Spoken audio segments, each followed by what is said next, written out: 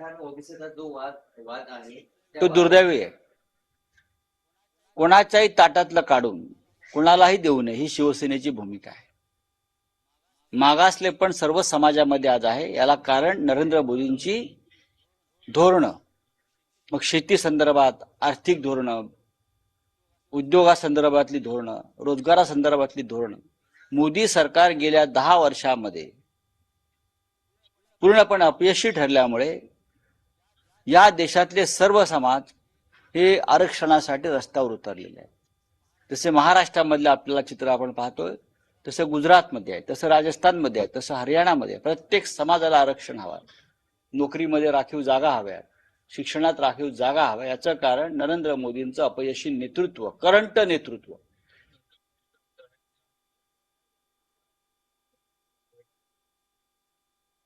माझ्या माहितीप्रमाणे मनोज जरांगे पाटील यांची जी भूमिका होती की सरकारवरती माझा विश्वास नाही, तीच भूमिका ओबीसी नेत्यांची दिसते मला.